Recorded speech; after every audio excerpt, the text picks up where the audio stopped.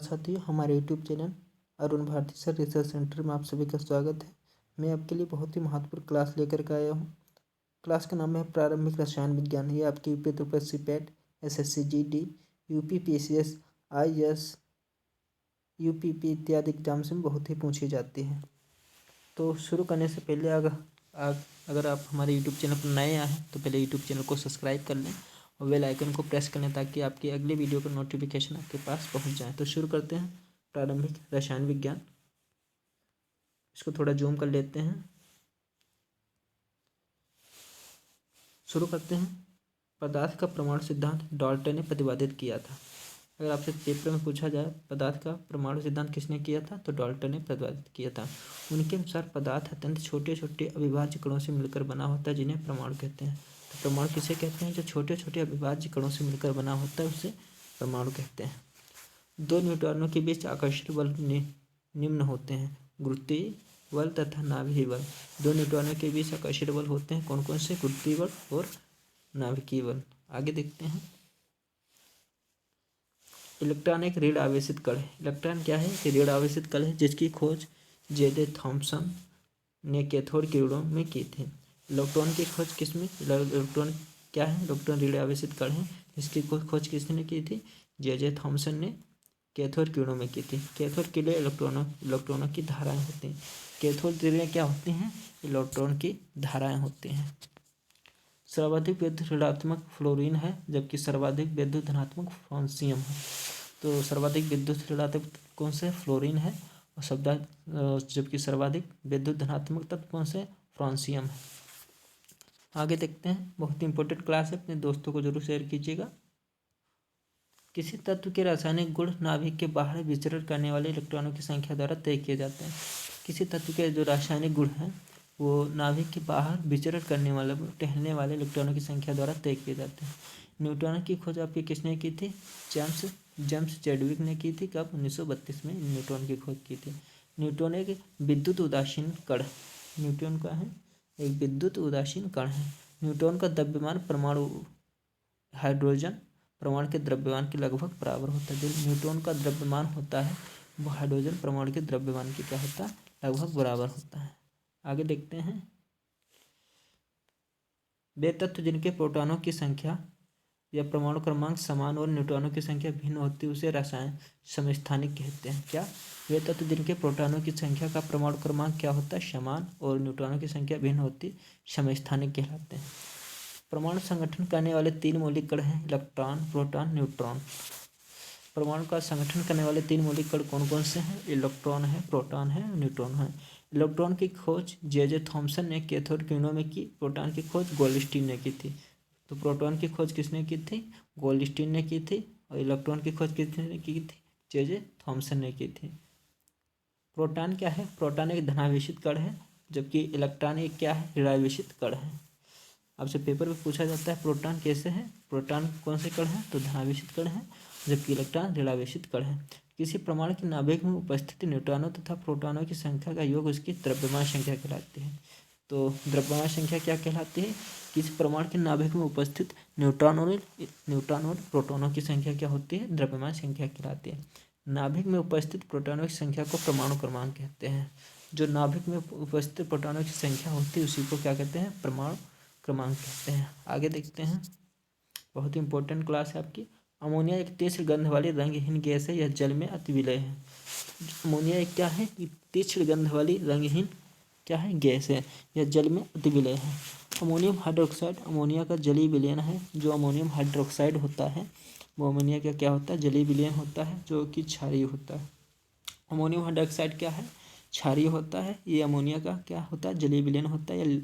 लाल litmus को नीला कर देता है। जो अमोनियम हाइड्रोक्साइड होता है क्या कर देता है?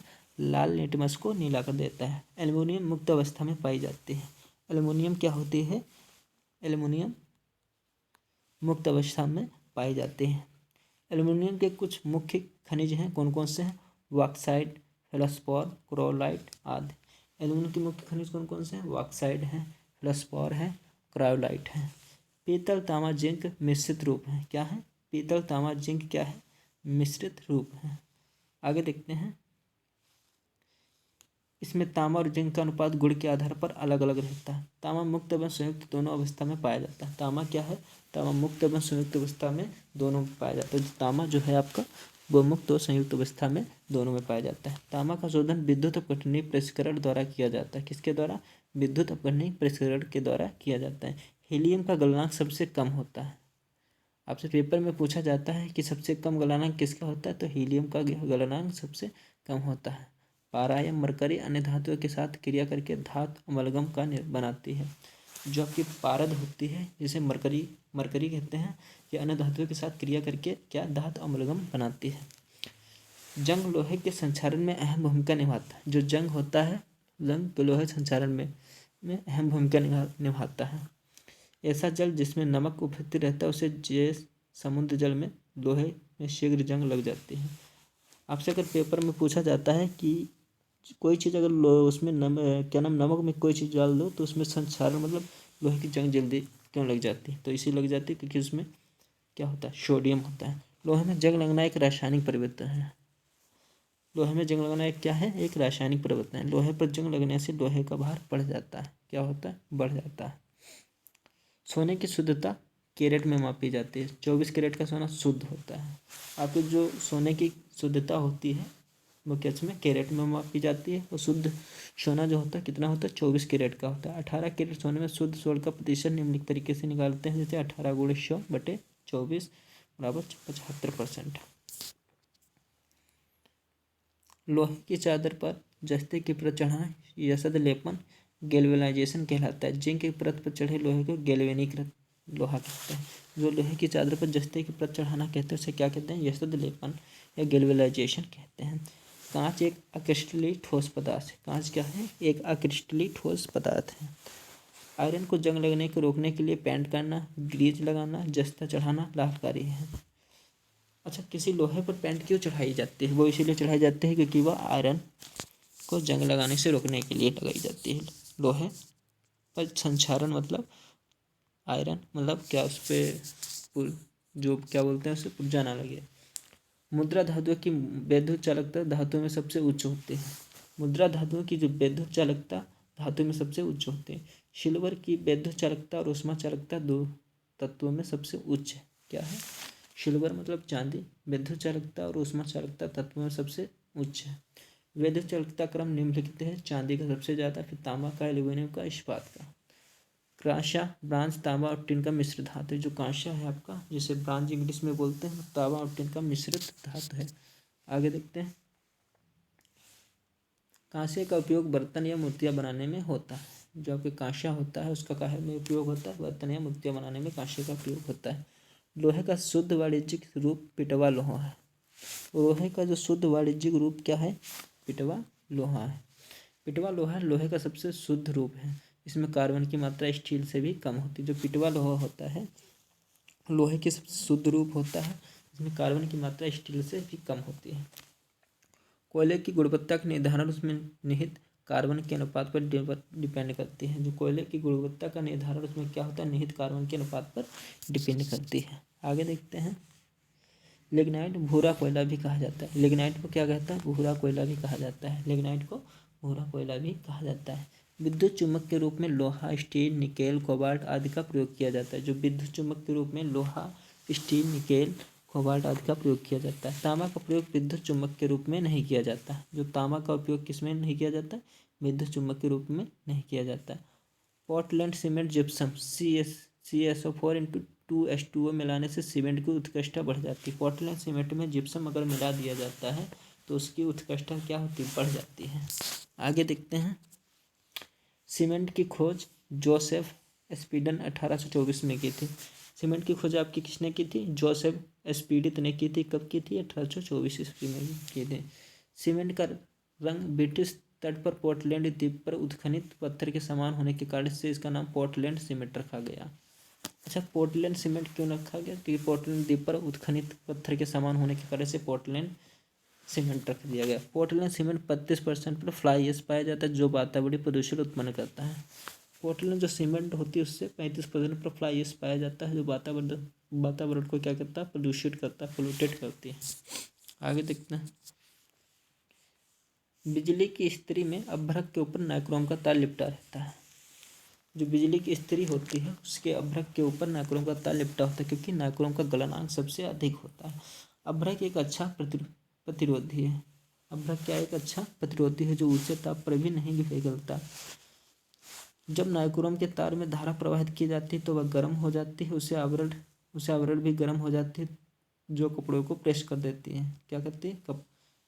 कपड़े को प्रेस कर देती है। ध्यान रखना, एक बार फिर से रिपीट कर देते हैं इसे। जब नाइक्रोम के तार में धारा प्रवाहित की जाती है तो वह गर्म हो जाती है, जिससे आवरण भी गर्म हो जाता है, जो कपड़े को प्रेस कर देती है। ग्रेफाइट को पेंसिल बनाने में प्रयोग किया जाता है। ग्रेफाइट का जो आपका प्रयोग होता है वो पेंसिल बनाने के लिए उपयोग किया जाता है। पेंसिल में आपने देखा होगा उसके बीच में ब्लैक ब्लैक सी एक रॉड ऐसी पड़ी होती है, वो ग्रेफाइट की होती है, कार्बन का अपरूप होता है। अग्निशमन वस्त्र एस्बेस्टॉस से बनाए जाते हैं। जो अग्निशमन वस्त्र होते हैं आपसे क्या बनाए जाते हैं? एस्बेस्टॉस से बनाए जाते हैं। स्वर्ण एक्वारेजिया में घुल जाता है। जो सोना होता है आपका किस में घुल जाता है? एक्वारेजिया में घुल जाता है। आगे देखते हैं, बहुत इंपॉर्टेंट है आपकी क्लास। शेयर जरूर कीजिएगा, लाइक एंड कमेंट जरूर कीजिएगा कि आपको क्लास कैसी लगी। चांदी, तांबा, एल्युमिनियम, इस्पात, स्वर्ण आदि ऐसी धातुएं हैं जो प्रकृति में सदैव मुक्त अवस्था में पाई जाती हैं। चांदी हो गया, तांबा हो गया, एल्युमिनियम होगा, इस्पात हो गया, स्वर्ण ऐसी धातुएं हैं जो प्रकृति में क्या है? सदैव मुक्त अवस्था में पाई जाते हैं। टांका, जैसे सोल्डर, टीन एवं सीसा की मिश्र धातु। टांका किसकी है? टीन एवं सीसा की क्या है? मित्र धातु। क्विक सिल्वर का रासायनिक नाम पारद या पारा है। क्विक सिल्वर का रासायनिक क्या नाम है? पारद या पारा है। कार्बन का सर्वाधिक कठोर अपरूप हीरा है। सर्वाधिक कठोर कार्बन कौन सा है? हीरा है। पायस एक द्रव में द्रव का कोलाइडी निकाय है। पायस क्या है? एक द्रव में कोलाइडी निकाय, जैसे दूध, पायसीकृत तेल इत्यादि। आगे देखते हैं, गहरे समुद्र में गोताखोरी के समय गोताखोर ऑक्सीजन और हीलियम के मिश्रण का उपयोग करते हैं। जो गोताखोर लोग होते हैं वो ज़्यादातर ऑक्सीजन और हीलियम की मिश्रण गैस का उपयोग करते हैं। मैग्नीशियम को डॉप विद द्वारा समुद्र के लवण MgCl2 द्वारा निष्कासित किया जाता है। जो मैग्नीशियम को डॉप विद के द्वारा क्या किया जाता है? समुद्र के लवण को MgCl2 द्वारा निष्कासित किया जाता है।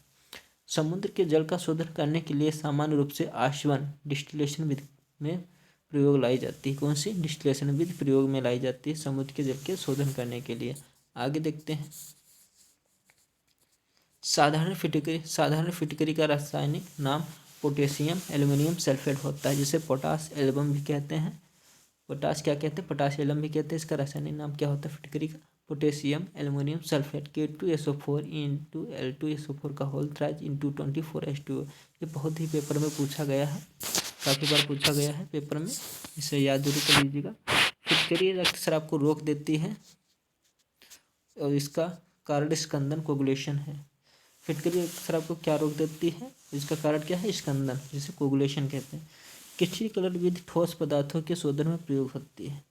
क्रिस्टलीकरण जो विधि है ठोस पदार्थों के शोधन में प्रयुक्त होती है।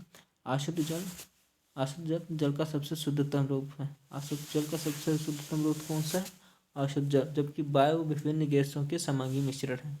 एल्कोहल जल मिश्रण से अलग आसमन द्वारा अलग किया जाता है। अल्कोहल जो है जल मिश्रण से जल के आसमन द्वारा अलग किया जाता है। आगे देखते हैं, सर्वप्रथम नीदरलैंड में 1893 में ओजोन प्रयोग से जल के उपचार में किया गया था। सर्वप्रथम नीदरलैंड में क्या किया गया? 1893 में ओजोन का प्रयोग जल के उपचार में किया गया। ओजोन का प्रयोग जल उपचार में विसंक्रमण और ऑक्सीजन के लिए किया जाता है। ओजोन का प्रयोग आपके किस लिए किया जाता है? विसंक्रमण और ऑक्सीकरण के लिए किया जाता है। ग्लूकोज हेक्सोज शर्करा का एक प्रकार है। ग्लूकोज क्या है? एक हेक्सोज शर्करा का एक प्रकार है। ग्लूकोज को डेक्सट्रोज या ग्रेप शुगर के नाम से भी जाना जाता है। ग्लूकोज को क्या जानते हैं? ग्लूकोज को हेक्सोज शर्करा का एक प्रकार है। ग्लूकोज को डेक्सट्रोज या ग्रुप शुगर के नाम से भी जाना जाता है। आगे देखते हैं, ग्लूकोज का आणविक सूत्र क्या है? 6,6H12O6। ग्लूकोज का आपका आणविक सूत्र का है 6,6H12O6। शुष्क बर्फ कार्बन डाइऑक्साइड का ठोस रूप है। यह गैस अग्निशमन में प्रयुक्त होते हैं। कार्बन डाइऑक्साइड आप क्या गैस, कैसी गैस है? ये शुष्क बर्फ है, जो गैस जो अग्निशमन में प्रयुक्त होती है। जिस जल में साबुन घुलने पर झाग देता है उसे मृदुजल कहते हैं।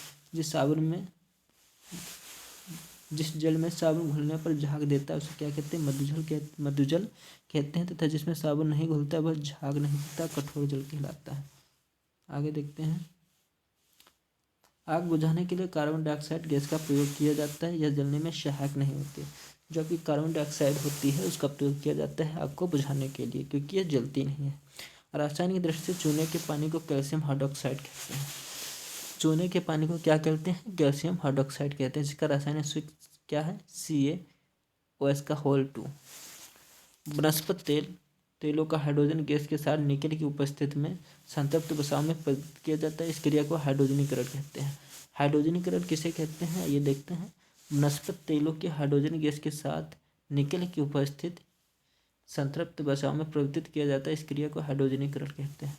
जिन ग्लिसराइडों का गलनांक 20 डिग्री से कम होता है वे तेल कहलाते हैं, जबकि जिनका गलनांक 20 डिग्री से ऊपर होता है वे वसा कहलाते हैं।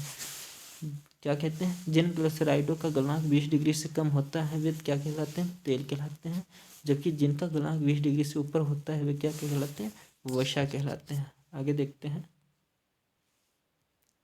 रासायनिक दृष्टि ब्लीचिंग पाउडर का सूत्र CaOCl2 कैल्शियम हाइपोक्लोराइड। क्या? ब्लीचिंग पाउडर का केमिकल नाम क्या है आपका? कैल्शियम हाइपोक्लोराइड है, जिसका सूत्र क्या है? फार्मूला क्या है? CaOCl2। ब्लीचिंग पाउडर का प्रयोग आप क्लोरोफॉर्म तथा क्लोरीन गैस बनाने में किया जाता है। जो ब्लीचिंग पाउडर का आपका प्रयोग किस में किया जाता है? क्लोरोफॉर्म तथा क्लोरीन गैस बनाने में किया जाता है। आगे देखते हैं। क्षारीय मिट्टी में जिप्सम का प्रयोग करके उससे फसल उगाने में उपयुक्त किया जाता है। क्षारीय मिट्टी में जिप्सम का प्रयोग करके उसे फसल उगाने में प्रयुक्त किया जाता है। आगे देखते हैं। किसी भी ईंधन की गुणवत्ता की माप उसकी ऑक्टेन संख्या से की जाती है। किसी भी ईंधन की गुणवत्ता की माप उसके कैसे की जाती है? ऑक्टेन की संख्या से की जाती है। आगे देखते हैं। LPG प्रोपेन C3H8 तथा ब्यूटेन C4H8 का मिश्रण होता है। जो आपकी LPG होती है वो प्रोपेन तथा ब्यूटेन का मिश्रण होता है। तो यहीं पर हमारी केमिस्ट्री की आज क्लास समाप्त होती है। अगले की क्लास मैं आपके लिए यूट्यूब चैनल पर डाल दूँगा। अभी के लिए इतना ही। हमारे यूट्यूब चैनल को सब्सक्राइब कर लें और बेल आइकन को प्रेस कर लें, ताकि आपकी अगली आने वाली वीडियो का नोटिफिकेशन आपके पास पहुंच जाए और आप समय से वीडियो देख पाएँ। तो वीडियो को शेयर ज़रूर कीजिएगा और आपको कैसी ये क्लास लगी आप कमेंट बॉक्स में ज़रूर बताइएगा। जय हिंद।